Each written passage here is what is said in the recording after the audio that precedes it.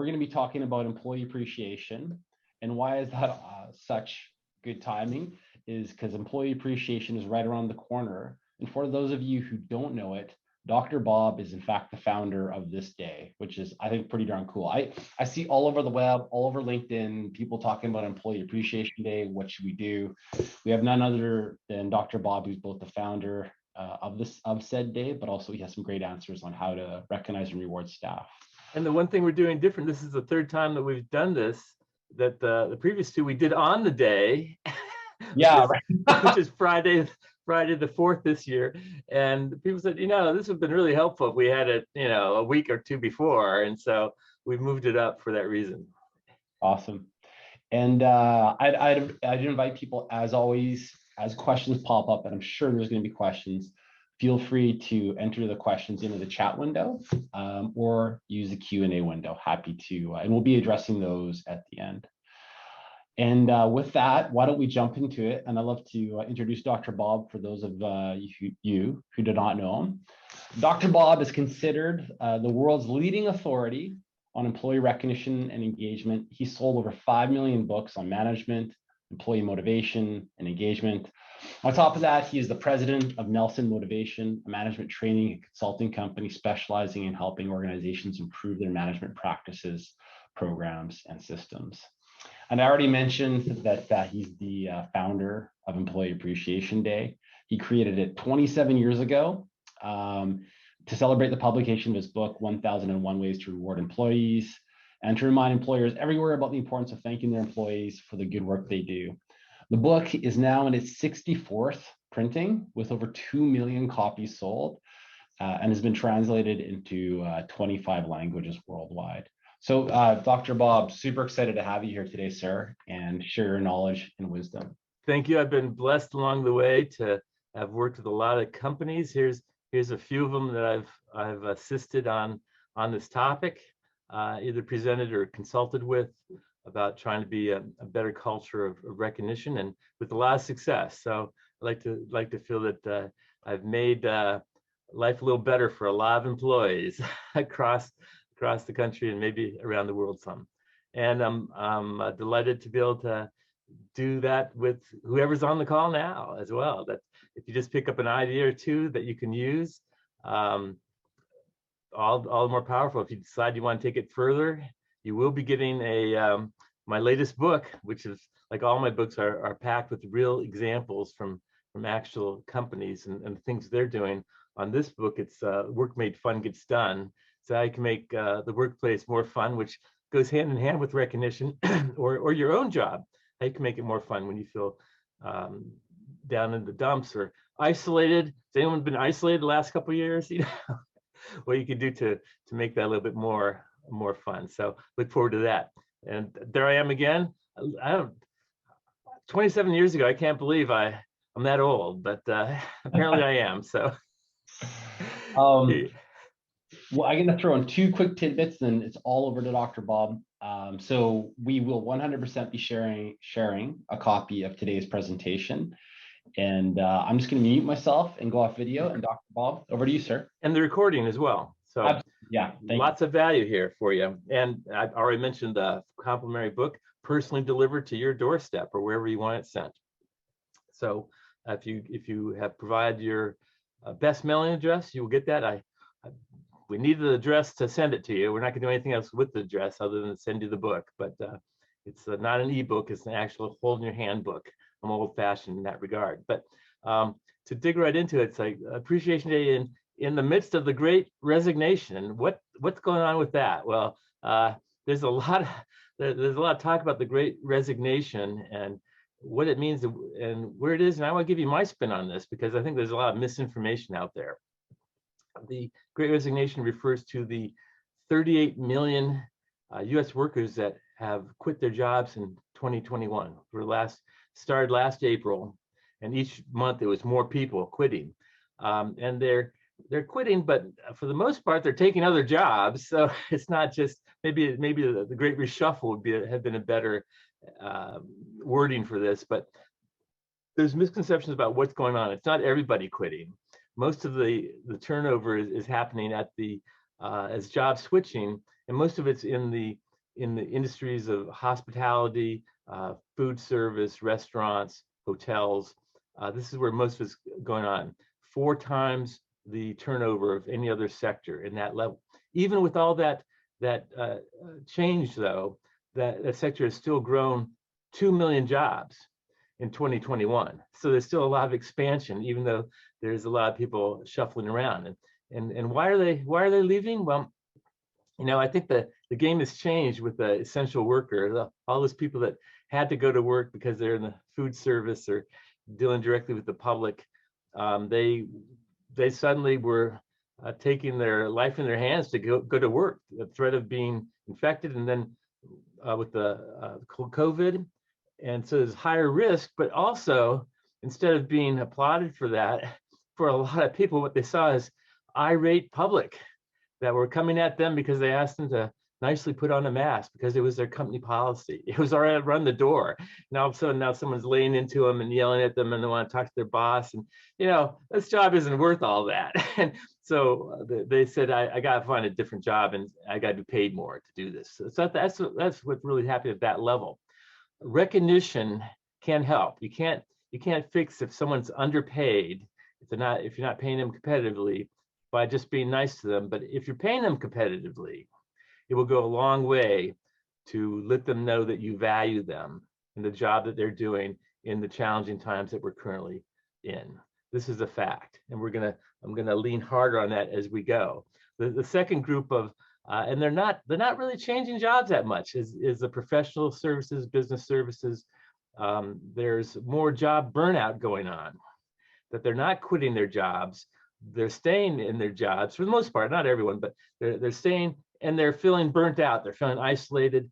They've got Zoom fatigue. They're tired of the whole thing. They want to just forget the last couple of years. And again, they need to be valued and appreciated. And if you're not seeing them because they're at working from home still, you got to reach out to them and check in with them and see how they're doing. And it can't just be shoveling more work at them. It's got to be a personal concern. And so that's part of recognition as well, of valuing them and knowing what they're up against in their life and being empathetic and helping wherever you can. Third category, these are people that are leaving the workforce. And of this 38 million, 5 million of them were people over 65 that have left the workplace and quit their job permanently. And we call that retirement.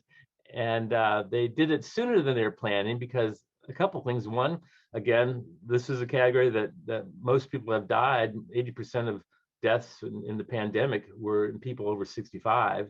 So they're at high risk. They didn't want to, risk their lives by going into the office. And then secondly, they'd had their retirement savings have done very well over the last couple of years. And if they had a home, that shot up in value. 80% of across America, 80% of housing has gone up dramatically.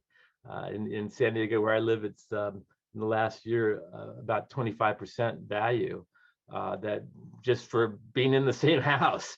So they were able to retire early, that they had enough funds to live comfortably, and maybe they thought about doing something different, and maybe they're going to go volunteer, maybe they're going to start their own company, any number of things, and so that's my read on the Great Resignation. For most of the companies that are in the midst of it, we have moved towards a new reality, the hybrid work environment, where we will have people that will remain working from home or remotely, and now in addition to people coming back to the office.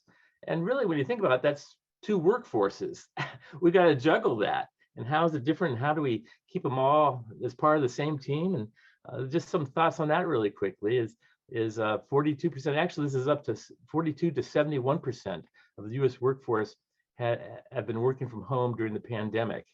So depending on what study you look at, there's different percentages there. And 40% of employers have planned or have already announced that they want workers to start returning to the office. And we're in all different it's like a massive experiment. Everyone, no matter what they're doing, if you're in New York City finance, you have to be back to the office. Everyone has to be back, and because that's the way we do work around here, and we need it for the culture, we need it for learning and for advancement opportunities. I don't know about all that, but a lot of other companies are having more flexibility that you got to come back a certain number of days a week, 3 days, 2 days, whatever it might be. And there's a lot of debate, and there will continue to be a lot of debate about this going forward. So what is the right mix, and is it so important that people have to be back in the office? And I'm not so sure it is, because we've been able to prove for a long time we didn't know would virtual work, but we have proved that it does work, and that people are actually as productive, actually more productive, being able to work from home, not even counting the commute time they've saved, that they're not interrupted, they can be more focused depending on the work they've got. If you're on one extreme, some companies have said everyone can keep working from home. Twitter has said that. I gave the other example of New York finance, and maybe in between, like Apple Computer has said, well, we want 3 days a week. You come back 3 days a week, and have a couple days to flexibility of working from home. So it's all over the map. Most employees, well, actually, only 3% of employees have been working at home said they want to go back into the office. 3%. Now 56% have said, yeah, I'd be willing to come back to the office some, but not full time. No, that's done. And so again, we're gonna have it's gonna continue this kind of push and shove between the employee perspective and the work and the company perspective. If you're a company that says, well, this is the way we name the rules, the person has the gold, but makes the rules, and we're saying you got to be back in the office. That's where we have the lease and whatnot. And well, maybe you should sublease. Maybe you should get out of that big building. Maybe you should sell it. And IBM, for example, they saved $3 billion over the pandemic by redoing their leases. They didn't need to have people come back to work. So there's a lot of food for thought. Going forward, it's going to be different. 61% of white collar employees that have been working from home said they want the company to continue to let them work remotely indefinitely. And about half of those, 30%, has said that if they're forced to come back into work, they will quit. And my wife's one of them. She's a virtual employee. Today, she's at the office, first time in months, and a little bit begrudgingly. And she'll give it a try, but if she doesn't like it, she will quit, and she will get another job in a heartbeat. Last time she was job hunting, she got 7 offers. She wasn't even looking. People were approaching her. So she's very good at what she does, and she's done with commuting. So I think most people are. And to go back to a 2-hour commute, in her case, it'd be 45 minutes each way. And the whole time she's going, this is stupid, this is stupid, this is stupid. Why am I, I don't need to be driving right now in the packed with other cars. And it's just common sense. So I think that's going to set in the more reality. And right now she's going with it. And they've got to kind of bribe people at her company that, oh, we're bringing in catered lunch, And last time they did that, I said, nah, that's okay, I'll pass. I don't need a catered lunch. And she's actually happier just being allowed to work, So I think there's a lot of people in that camp. So this is the new reality. And as Sir Richard Branson put it, if you take care of your people, it'll take care of your business. Doesn't matter where they're sitting. Okay, so we got to get over it and be flexible and absolutely do not have decrees. This will happen because you will get pushback, and it will lead to losing people at a time where every person you lose is one more person you got to hire, and it's a tough job market right now at all levels to hire people because there's so much competition. So we have a shortage of skilled labor in our country, and this existed even before the pandemic, made worse by the pandemic, but it's not a shortage of people.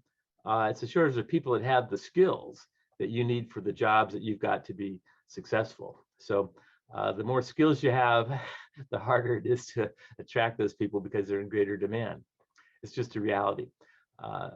But if we come back to focusing on recognition and appreciation, then it will be less of a problem for you, guaranteed. In fact, in just one research snippet from Merits, they found that if you create a culture of recognition where everyone is acknowledging each other, things that we're talking about for Employee Appreciation Day all through the year, that they found that your employees will be 5 times more likely to feel valued. They'll be 6 times more likely to recommend the company as a great place to work. They'll be 7 times more likely to stay in their job with your company for their career, to stay working for you for their career. 7 times. That's the price of admission on this topic right there. You set up a culture of recognition, it's going to be like a glue for your people are going to want to stay because it's a great place to work and they're always being called out about the good things they're doing individually, as a group, company celebrations, that type of thing. It's not frivolous, it's very real when you make that happen. And 11 times more committed to their job, to their manager, and to the mission of the organization. Again, huge benefits on something that fundamentally doesn't cost any money to do. It's basically a behavior. So I'm a strong advocate of this, and this is what I help companies do, to be a better culture of recognition, which is the #1, by the way, driver of engagement in research by Harvard Business Review and others. So for a stat from Gallup, 67% of employees say their recognition is their top performance motivator.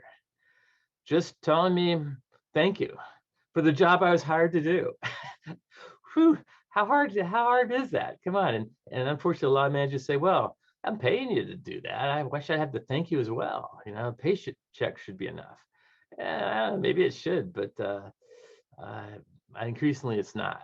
You know, there's more going on in anyone's life where if they're not valued for what they're doing with the bulk of their waking hours, they tend to have a wandering eye. And when they hear about a buddy of theirs that's a startup and they're really excited, and another company where their boss just took them out to lunch, and you know, all of a sudden, I need a better place to work. I need, you know, it's the saying is we all go to work for a great company, but we end up leaving a bad manager, a manager that doesn't take this topic as a priority.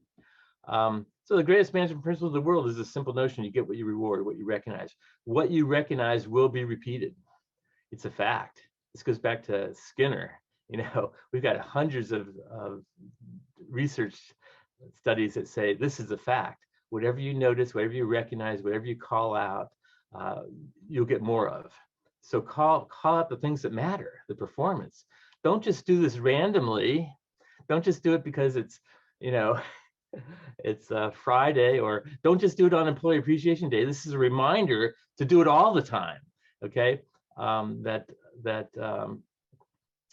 if you do that, you will get the behavior, and you will change the dynamics of the job, where people will want to work for you because they consider you a great leader, and it's a great company because we're never too busy to thank people and to celebrate excellence and performance.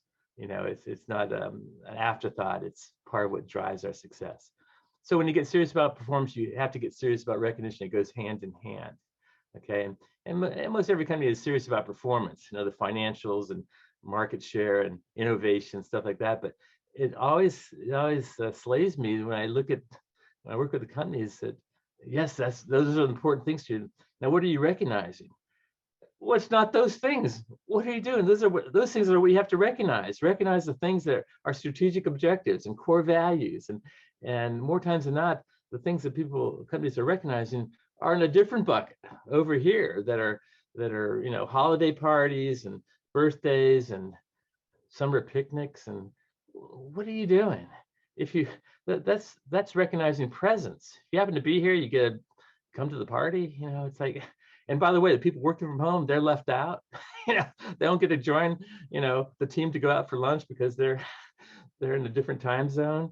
Gosh, well, how are they going to feel? You know, that's where we have to loop them in and make sure you're including them in some way. You can't fly them out to lunch, but maybe you can do something else and I'm going to stop giving you the big picture and wade into the details here on what some of those things could be. But you got to take this topic seriously if performance and holding on to people is important to you. This is the path to make that happen. So what's it look like in that virtual environment? Virtual recognition rewards. The most important thing you can do has zero cost. It's a personal or public praise, simple thanking people for doing what you wanted to do to begin with. And you can do that in person. Ideally, if you have a chance, you could do it. And that could be, face to face, but it could be making a personal call to them, or having your company president call them. Here's what Jerry did. Give him a call if you would, and thank him, from the company, from your perspective. By just doing that, it shows that the president now knows who that person is. Well, that's got a lot of cachet. And if he knows what the person did, and wow, that was incredible, bringing in that account, and we're looking for more of the same from you. Your way to go. I'm so glad you're part of our team. That's worth a lot more than even a larger raise. Because the person's going to impact them immediately, and everyone they tell to, that feeling's going to come back, and you got to mind that because it's very real. So it could be a written note, it could be a card, it could be a letter for their personnel file. There's a lot of people that create a victory file of notes that they've gotten, and when they're having a bad day, they'll take that out and they'll read the positive things that they've gotten over their career, which is a practical strategy. It could be electronically through a recognition platform such as Bucket List Rewards has a great one. It could be electronic gift cards. It could be text, or it could be in public. To the group, to the company, even putting something outside the company. So there's a lot of, originally this popped up when I was doing my doctoral research on this topic, and initially I thought, well, aren't these all the same thing? Isn't praise? Isn't that one big bucket? Praise. And what I realized is it's not one bucket. It's a lot of different buckets. These are each mutually exclusive. It means something different if someone thanks you to your face than if you get a note from them that you could reread and share with your family. It means something different than if your boss stands up in front of the company and says, let me tell you what our team did, and specifically what Tony did to make this come together. It means something very different. And so you got to fire on each of these cylinders to maximize the power of the common sense notion of thanking people. You want to do it as soon as possible.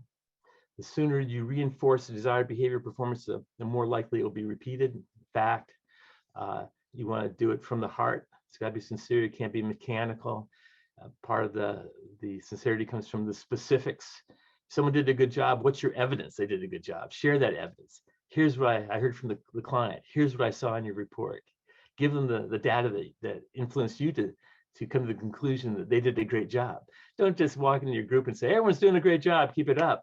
It kind of feels hollow. And probably everyone isn't doing a great job. A couple of people you probably should have fired, a couple of years ago, and they hang on, everyone else has to cover for them. Okay. Ideally in person, 100% positive, which should be obvious, go without saying, but I learned a lot of managers, the way they praise someone is they say, hey, Sally, thanks for that report for my 2 o'clock meeting. There are a lot of typos in it. And they say something nice, they immediately take it away with some criticism. And that's what people are left with, and I tell you what, Sally's not going to be around the next time you need that report, because she's going to take her break, or she's going to have quit because she's had it with you. And ideally you want to be proactive. Okay. You can't be reactive on this topic. You can't think of doing it when someone finally quits. I've been meaning to tell you, I quit one job early, my first job I had in my career.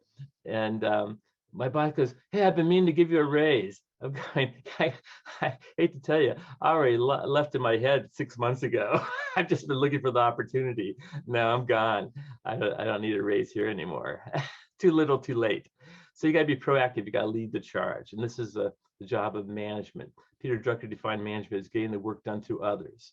It's not being a super worker. It's not proving you're the smartest person in the room. It's being there for your people, helping them do the best work possible. Okay? Servant leadership, sometimes it's called. And it starts, and this is an integral topic, appreciating people to make that happen. So I saw what you did. I appreciate it. Here's why it's important. Give us a context that it ties to our goals this month, or the core value, or that strategic objective that we're all hands-on about. Here's why it has that value that I noticed. And if you really want to leave a mark, get to the level of feelings. Here's how it made me feel.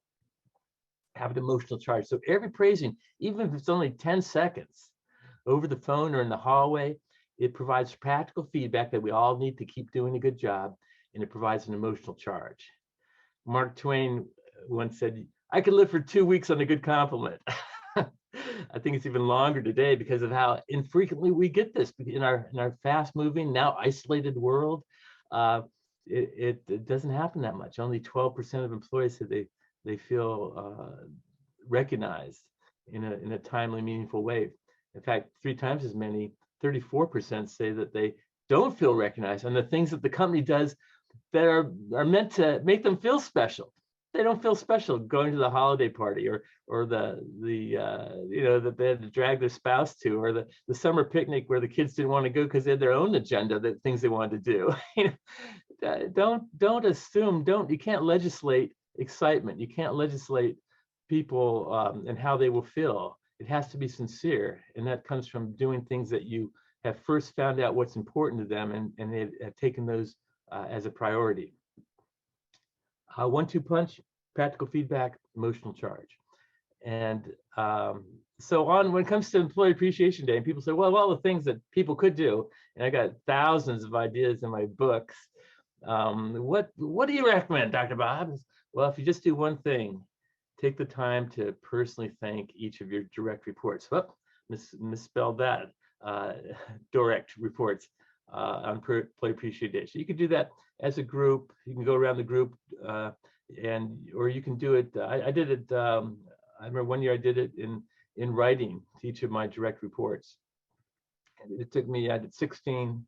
It took me about 2 hours to handwritten note to each of them. And in that, as I thought about each of those employees, I thought about what I most valued about the job they did. And I gave examples over the last year in working with them of things they had done. And I gave it to those people, no big deal. I had 2 of them cry. They were so touched. No one had ever done that for them before. And they just thought the world of it and valued it. There's some powerful feelings that you tie into when you do this well. So cite specifics as to what they've achieved and what's made you proud, and tell them, be real with your own feelings. If you feel proud, if you feel excited, say that. Help to validate those feelings. And again, be sincere. Don't make it up. Don't do it artificially. Don't do it rotely.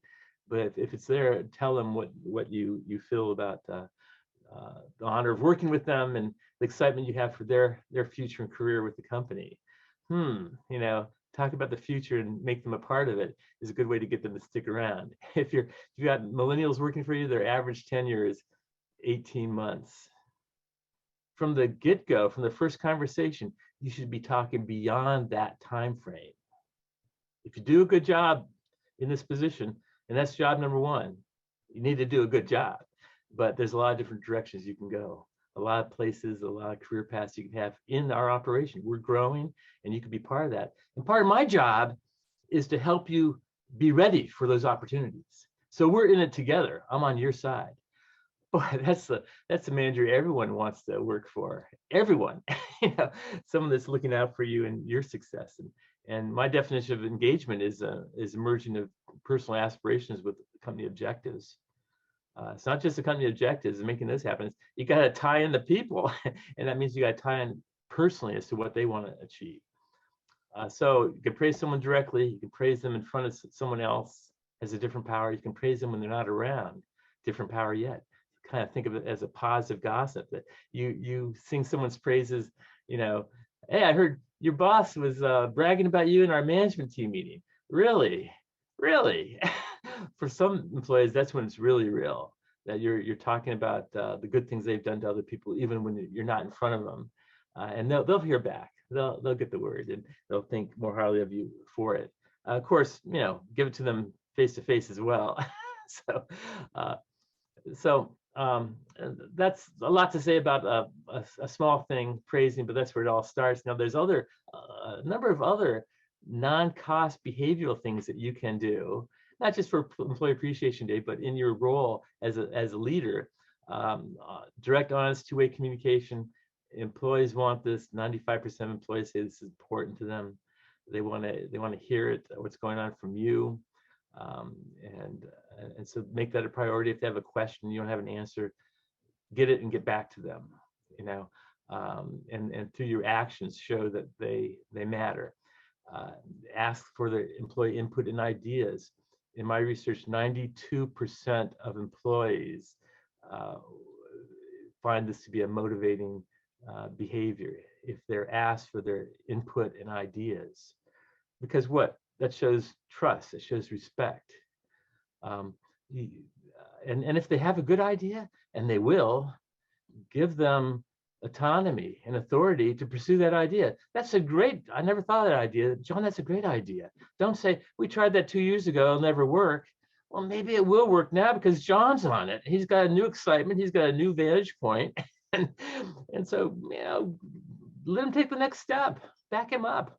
The worst comes to worst, it doesn't happen, no further off, no worse off, but you've shown him a trust and respect to honor his ideas, and maybe it will happen because he'll be more excited than anyone else has been about doing that, and he'll be more diligent, and he'll be more persuasive, and boy, let me tell you, I worked with a company in Connecticut where they did a thing called iPower, where they asked every employee to turn in 2 suggestions every week. I'm not talking about a suggestion box where people put in ideas and then no one ever even opens the box. I'm talking about an active program where they requested 2 ideas every week: how we can improve things, how we could save money, how we can better serve the customer, how we can streamline processes. Anything goes. And then they took a volunteer from the group and they changed it each week to go through those ideas. And they coached them. They said, no, we're trying to encourage ideas here. So your job is to, put some wind under the sail. And more times than not, they'd take the idea back to the person that suggested it, said, this is a wonderful idea. You should really do it. They gave it back to them. Let us know if we can help you with your idea. They got out of their way. Well, long story short, this company did this and they'd get thousands of ideas. They didn't implement all of them, but they implemented a lot of them. And doing this one thing and doing it very well led to a 5-fold increase in their revenues in a 3-year period of time. In fact, they told me, Bob, we used to have a revolving door turnover here in our organization. As soon as we'd lose someone and we had to hire someone, we'd lose 2 people, have to hire 2 or 3 people. And spent all this time trying to hire people. All of that stopped once we got this program up and running. Why would you leave? If you're given permission to pursue your interest in ideas and turn your job into the job you want, why would you leave? And people didn't. It was incredible. So don't overlook the simple things that can make a big difference. You want to involve people with decision making. 89% of employees say they want to be involved in decisions that are made where they work, especially if the decision affects them and the job they're doing, by the way. And isn't that just common sense to say, hey, this affects your area, I'd like to get your input on it. Now, as a manager, you can say, no, I've got to make the final decision.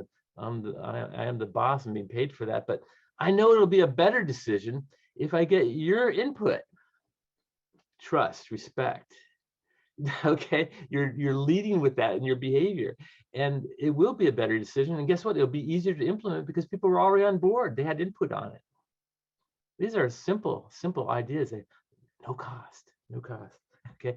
And if someone talking about their personal aspirations, where they're trying to get to in their career, their future, connect them with that. Be the touch point that helps them to have the ambition to go further, because we're going to find a spot for you in doing that if you learn those skills. I can't guarantee you'll be promoted, but I can guarantee you if you work for me, I'm going to do my best to help you to prepare you for the next job you want. And even if that's a job where you want to start your own company, you can learn things here that you can use in your own company. So it doesn't matter what, I'm not trying to trick you into staying longer. I'm trying to show you that I care about you and your future. And if I do that, it will better serve me and you getting the job I need you to do so I can look good. It's just, and by the way, I won't be able to be promoted unless I have someone that can step into my shoes. So I'm trying to, and a personal bias, I'm trying to get people ready to take my job so I can move on as well. So it's you can be upfront about all that, and it's very refreshing and it's very power invoking as well. And if someone makes a mistake, and people do make mistakes, in fact, if you aren't making mistakes, you're probably not pushing the curve hard enough. Okay, if someone makes a mistake, you could, you can criticize them, embarrass them in front of their peers, but what'd you gain from that? Nothing. You felt, your ego felt better for 2 minutes. Yeah, I knew you couldn't do it. Why don't you, instead, someone makes a mistake, why don't you take a deep breath, take a step back, and say, I'm not sure I would have done it the same way, but what'd you learn from that? That could be the most powerful learning that you've had all year. I'm glad you made that mistake, actually, because you'll never make that mistake again. No, I won't. Yes. Wow. Bill Gates, the former chairman at Microsoft, he said you can tell a lot about the long-term viability of any organization simply by looking at how they handle mistakes. If you criticize people openly and embarrass them, make fun of them, yeah, they won't make those mistakes anymore, because they're going to quit, because they're not going to work for you anymore. You're a jerk. Because what good is embarrassing them in front of the team? No, you've got to honor the person. You got to think of the long term with each of the person that works for you, and do the right thing for the long term, not for the 2-minute gratification right now of you being the smartest person in the room. Stow that. So let's get some more nitty gritty here on specific ideas. And of course, the book you get's going to have a lot more ideas, and really all my books. I've done 31, and they all are one of my trademarks is to operate in real ideas, real examples from actual companies that are doing these things now. So a little bit on the overview, but a lot on the details. Here's what it looks like. Open the book anywhere and you'll find a usable idea. Maybe not every idea will work for you, but if you find one that doesn't, turn the page and the next one will. So what does it look like in the virtual workers? Well, you can have online meeting call outs. Even on a Zoom call, you can say, hey, I want to thank Jiansu for coming. We were up against the deadline, and she burned the midnight hours and came through for us. And then once again, you proved that your commitment to the team. Thank you so much. And we're gonna find a way to pay you back on that. But you really saved us on this one. You could do a simple call like that, and 10 seconds, and you've given them an important message. You can have electronic thank you cards. I mentioned, here's some examples. I know Bucket List has lots like this, and there's other ways as well. You can have a praise barrage, which is a simple activity I love. And I love this partly because you can do it in person, but you can also do it virtually. Next time you have a Zoom call, here's the team. And hey, before we get started, I'd like to just go around the group, and as I call someone's name, I'd like everyone else to share what they most value about working with that person. Let's start with Tony. How about Mary? And 5-10 minutes later, you've gone around the whole group. What has just happened? Everyone has gotten personal feedback about their contribution to the team that makes them feel good about themselves, but also binds them more tightly to that group of people, make it easier to achieve more as a group working together. Wow. Okay, and next time, maybe you're able to do it in person. Next time, do it with index cards. Give everyone a few index cards and jot down thank yous you owe other people on our team. Give people a couple minutes, exchange those cards. I tell you get 6 or 7 index cards with specific feedback about what you did well on something. You're going to do even more of that going forward. I really value Tony because he's so good at summarizing our points and a clear path going forward, or the fact that Mary will draw out the quiet person who has a lot to offer too, but often we're all talking on top of them. They never get a share, and they will get better at those things, and the team will get better as a result. Praise buddies and me pages are two techniques used by Hyatt Corporation that they shared with me. And praise buddy is like a secret Santa, but on the topic of recognition. I'm going to assign you this other person. They don't know I'm doing this, but I want you to specifically look at the work they're doing and call out when they've done a good job. And me pages is people talking about their own preferences and things they like. You know, they allow people to do that, and they share it among the team, so we all get to know each other a little bit better. You know, favorite foods, favorite movie, personal hobbies, all that stuff it's important to any one of us. As we share that among our team, then now we know each other better and we can act on that. In fact, Wyndham hotels, they do this thing where people join the organization and sign up with their benefits and whatnot. They have a page of preferences. You know, what's your favorite? Do you have any pets? What are their names? What's your favorite food? Your favorite flower? And that information sheet goes to their boss, wherever job they have, who can look at that and say, well, I'm gonna thank them. I'm gonna buy them not like violets. I'm gonna buy them some violets. What the heck? Or they garden. I'm gonna get them something for the garden. Thoughtful gift. Some companies do this where there's a central place where that's stored that people, and they remind employees to update their preference sheets, and then they remind managers to check the preference sheets when you want to thank someone. You know, it helped make the magic happen between those two groups.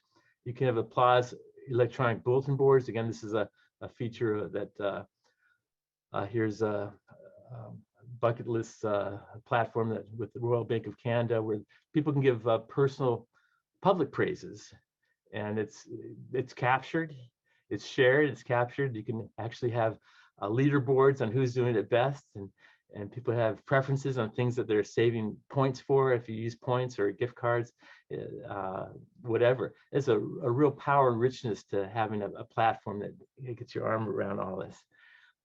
Simultaneous celebrations. We saw some of this during the pandemic in healthcare, where people in New York City would come out at 6 p.m. every evening and applaud healthcare workers.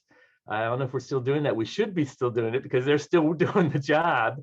And let me tell you, they're beyond burnt out. So if you know a nurse or you know someone who works in healthcare, thank them for their service to our country during this crisis. Because we wouldn't have survived without them. But it could be like this, or it could be, you know, what are other ways that we can have, we can share applause, share a, you know, a popcorn lunch is the idea. Now, how do you do that popcorn lunch in a virtual environment where we're gonna have a popcorn celebration? But they're all located everywhere. Well, I'll show you what I did here this last year during the pandemic. I've got a bunch of virtual workers, and I got them each one of these things, and I can't tell what it is. This is a microwave popcorn maker. I gave one of these to my neighbor. He said, "Best gift ever." And you can put this in the microwave. You put popcorn in there. Don't even need the oil. There's a button on the microwave just for popcorn. You press that. 30 seconds later, you got a bucket of popcorn. And now I gave this to all my virtual workers, and anytime we can have a popcorn celebration. Let's take a couple minutes, grate some popcorn. Let's talk about that last event we did, or whatever it might be. It's not that hard if you put your mind to it to come up with these things. This was literally $9 from Walmart. So we're not talking about things that are going to break the bank. We're just talking about thoughtful things, you know.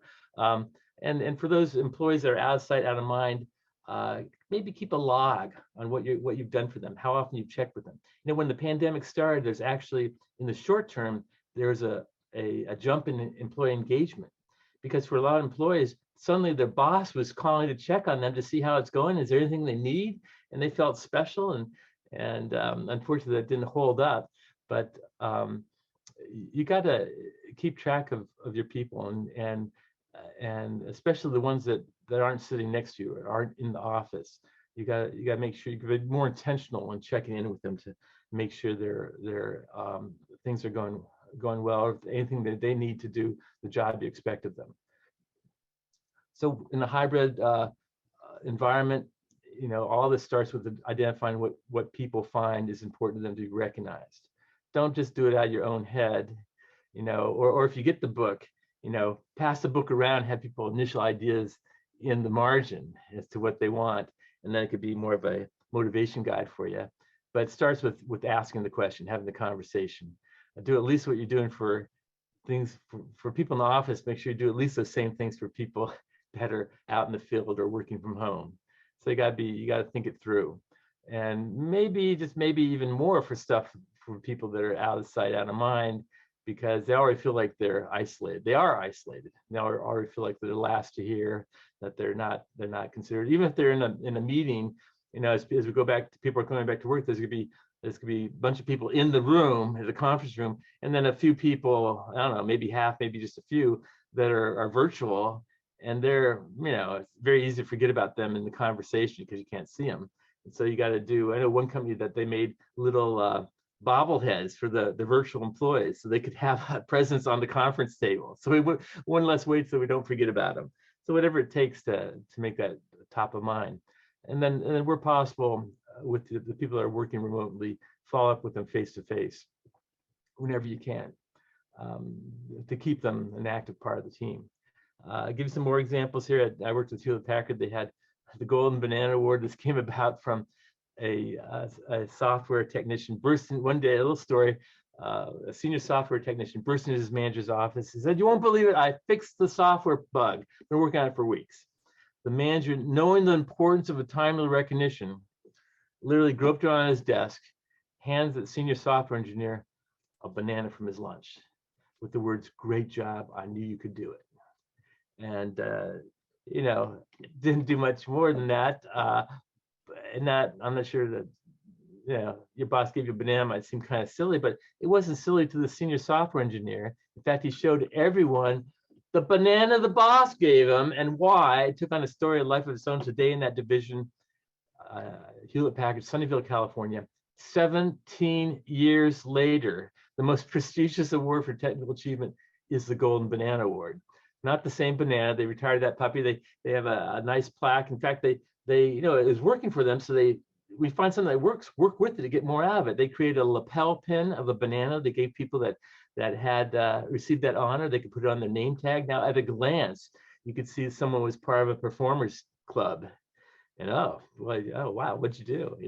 And it drives an incredible amount of focus and attention on what happens to be the most expensive technical staff, the stupid banana. It's all over the map. What could work for you? Find out what your banana is for your team and work with that to get more out of it. At OPM, Office of Personal Management, I worked with them, 2.8 million employees. They had a PassAround Award that they would give to an award that they would give to people. They had a criteria for this, things you had to do right, but they gave this one woman, and she went to her boss the next day. She says, "I appreciate getting this award. It's very significant. I value it, but I didn't do this alone. If it's okay with you, I'd like to pass this award on to someone that helped me to make this happen." And her boss said, "Well, it's your award. You can do whatever you want with it." And she did, thereby starting this kind of pass-around award that's very common for a lot of companies today. That why it's passed around, you could decide why. And I know some companies that allow people to put their name on it or decorate it. They pass it on to another group. You can have multiple pass-around awards going around. It could be, and it could go to a virtual person. You could send it to their home and have the trophy on the desk until they decide to give it to someone else. So a lot of variations you can play on any of these themes. At Busch Gardens, they give supervisors tokens, and they ask them to catch people doing things right when they see one of their core values in practice. These are things like safety, teamwork, customer service. And so here's someone, supervisor sees an employee jump in to help carry boxes. And person wasn't even asked. They saw there was a need, they jumped in. That's teamwork. Thanks for jumping in there. Or here's a kid that he's making lemonade 1 cup at a time for people on a long line on a hot day. Yet, wouldn't you know, he's having fun with it. He's cracking jokes and they're loving it. And you have a gift, service with a smile. Here's a token for you. And what happens is, if you get one of those tokens, you can turn it into payroll and get an extra $20 in your next paycheck. they told me, Bob, no one ever turns the tokens in. Because what is that? It's a memento.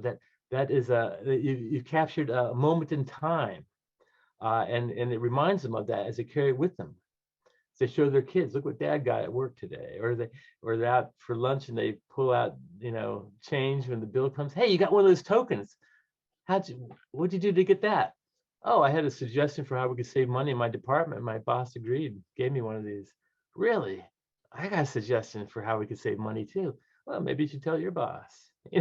This is kind of a multiplier effect that recognition has when you do it well. At Aramark, the food service folks, they name days after employees. Xerox does this as well. And you can say, why you're doing that and why the person deserves it. And then on that day, have fun with it. Fun's part of recognition. So they have everyone lines up in the front lobby when someone comes to work. They have the boss pick them up and personally chauffeur them to work. They have the whole day of activities set up. They come into a standing ovation. They set up lunch with the president, and on and on. They never do the same thing twice. Some people that maybe they're more introverted, they wouldn't do any of that. They'd find out what interests they have and buy a gift for them, for fly fishing or whatever it might be, a thoughtful gift from the team. Cameo, this is a fun one. I'm actually doing this for Employee Appreciation Day. I've got a coworker, someone I really value and respect, and I just hired an Elvis impersonator. He's already he's giving him a personal message. I gave him the background, and this guy looks like Elvis, he sounds like Elvis, he sings like Elvis, and then he's talking about personal thanks for this employee, and then he's doing his favorite Elvis song. It's killer. Total cost $100. I couldn't believe it. I had to tip him. He did such a great job. And there's thousands of people on Cameo that will do this for you, and they have different levels of fame. You can get Snoop Dogg for $550, although you might be on pause since the Super Bowl. But you got athletes, you've got actors, you've got it's unbelievable. And you can tell them what you want. You call them on their birthday, or I'm more about performance, to call them when they did a good job. And it's just an incredible thing. I worked for Ken Blanchard for a decade, and I remember one year we got him an audio as kind of a cameo thing from a sportscaster. A guy who's a professional sportscaster, is a basketball sportscaster, and Ken used to play basketball when he was younger, and it was just fabulous. It was he had the sound effects. It's all audio, so sound effects of a game going on, and there's a buzzer. It looks like we're having a substitution. Yeah, on the floor now, Ken Blanchard. And the game continues, and we got a timeout. Let me fill in on that new addition there. Ken Blanchard, he hails from New Rochelle, New York. He's done this and that, and then we're back to the game, and going back and forth. It's heating up, and it's like down to the buzzer. So that's a Blanchard from half court. It's good. Ken must have listened to this audio 50 times. He loved it. He loved it. So again, a thoughtful gesture, very little money. Some of these are as cheap as $7. Okay, you got to check it out. You can do a team building experience, and all rapport comes from shared experiences. So if you want to have your team have greater rapport and work more tightly together as a team, create a shared experience for them. And that could be doing a group activity online. It could be, I know companies that will send everyone a pancake kit and make some pancakes and show us what you came up with, be creative. And here's one that looks like Mickey Mouse and whatnot, and how they decorate it and stuff. And then they share what they did. And again, it's a shared experience, and it's a little bit of time, a lot of fun, and it brings the team as one team, one unified team, regardless of where they're working. Okay, and the list goes on. Our time, however, does not. I see that we have run out here. Again, everyone that's on the call that provides their preferred mailing address will get a copy of my latest book, Work Made Fun Gets Done. We've got specifics on things that can make your own work more fun, things you can bring to your team to make it more fun, and as an organization, what things you might consider to make fun and recognition a part of the ongoing culture. And with that, Jason, I don't know if we had any questions come in, but maybe we have time to answer a few of those. We certainly did. I have two small pieces of housekeeping that I want to get into. I want to give everybody their HRCI and SHRM credits, and also if people do want assistance with rewards and recognition, I want to give people a quick chance to learn more about bucket list rewards. So awesome. So yeah, if I'll just leave this slide up on screen for a moment. If you're looking for help with rewards and recognition, Bucket List is currently the #1 ranked platform for ease of use and customer satisfaction. We work with tech companies, healthcare organizations, hundreds of thousands of employees all over the world. And when you say tech platform, just tell us quickly what that means. Yeah, so you know, it's a mobile-friendly desktop software. You showed it earlier on. It kind of looks like Facebook or Instagram. It easily allows people to recognize one another, and there's even an option to reward as well. You don't have to use it. I'm a huge believer of recognition on its own, just like Dr. Bob. But with a name like Bucket List Rewards, we can reward people with everything from a $5 Amazon gift card all the way up to, we're really good at making dreams come true. So for example, in healthcare, giving an employee a half day off, sending them to the spa, like that's how you take care of an employee. But we're going to or a hands-on team building where they go out in nature and you do some cool stuff there. Absolutely, yeah. And I'm going to go ahead and launch this poll. So if you want to learn more about Bucket List Rewards, just go ahead and click yes. We'd be happy to send you either information, or we could even provide you with a bit of a demo. And as you say, Dr. Bob, we do have a really cool event section as well. So if you want to set up team building events, recognition events, all can be done through the platform very, very seamlessly. So I'll let this run just for a couple more seconds here, and then we'll wrap that up and get to the SHRM credits. Awesome. Or any questions that popped up. Absolutely. And then if you have the SHRM credit slide handy, you want to jump to that, and we'll go to Q&A as well. I no longer have control. If not, that interrupted my my control on driving the slides. Oh, here we go. The questions. Well, here's SHRM credits. Awesome. So they're up on screen. I'm going to read them out really quickly because I know some people have dialed in. For HRCI, the credit is 586969, and for SHRM, it is 223U9Q4. And let's get into some questions, and I'm going to kind of run through some great ones here. So first one from Eleanor, thank you very much. She says that people respond to recognition very differently. Some people like to be celebrated, and others would die of embarrassment if they're praised in front of others. Any tips to figuring out how people like to be recognized, and for the quiet people, how do you recognize them? Yes, great question. This comes up a lot, and the best answer is don't guess, just ask them. You can ask them face-to-face individually. You can ask it as a team. Hey, if we make this goal, how would people like to be recognized? And you will find out very quickly. Well, this is how we like to celebrate, or we want to have a barbecue, and what do you want management there, or do you not want management there? And let them decide, and they'll be more on the mark.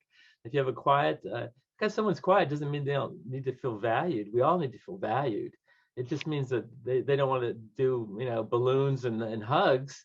But to write them a sincere note of thanks, or to have your boss call them and thank them for the company, man, that would go a long way.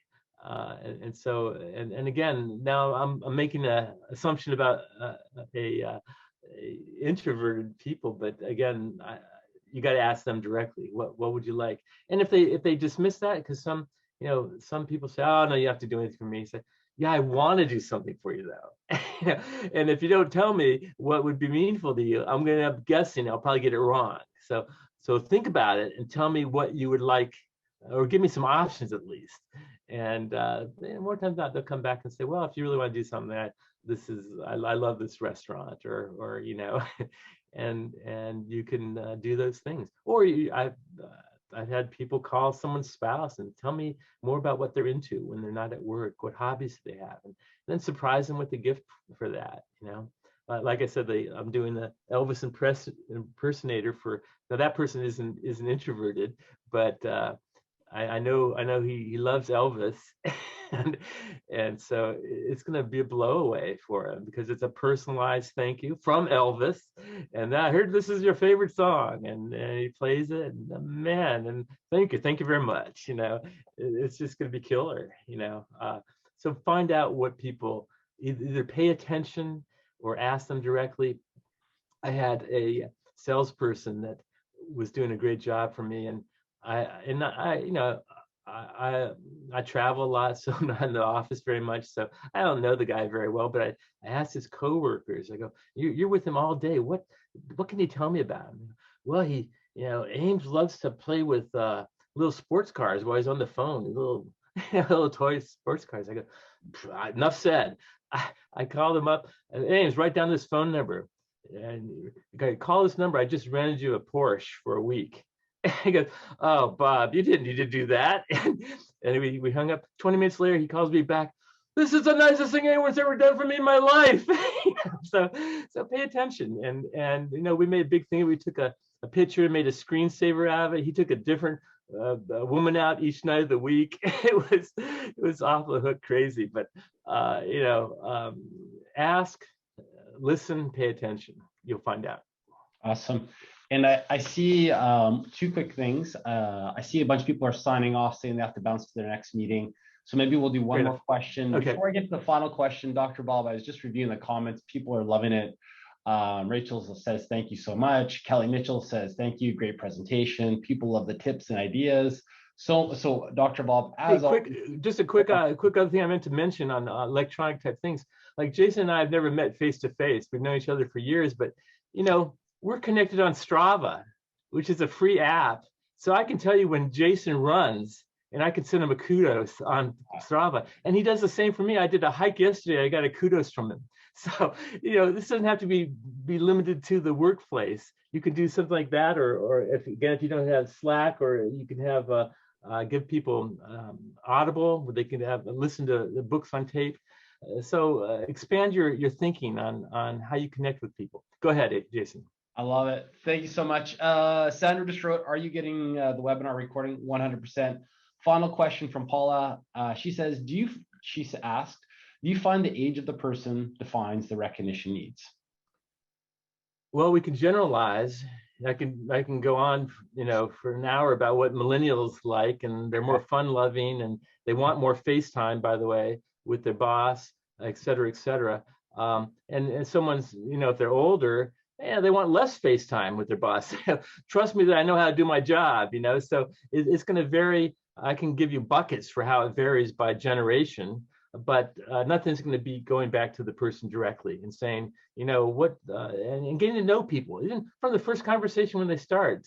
Take them out for lunch, or have a Zoom call, or fly them to wherever you're at when they start the job, because make an investment in the relationship, and find out, what's important to them, how they tick, what are their aspirations. Of all the places you could have worked, why did you choose to work here?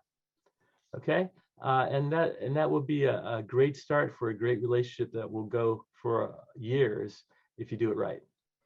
Outstanding. Well, why don't we move to start wrapping things up? As I said, Dr. Bob, amazing information. Always a treat doing a session with you, sir. So thank you so much. Likewise. For your time.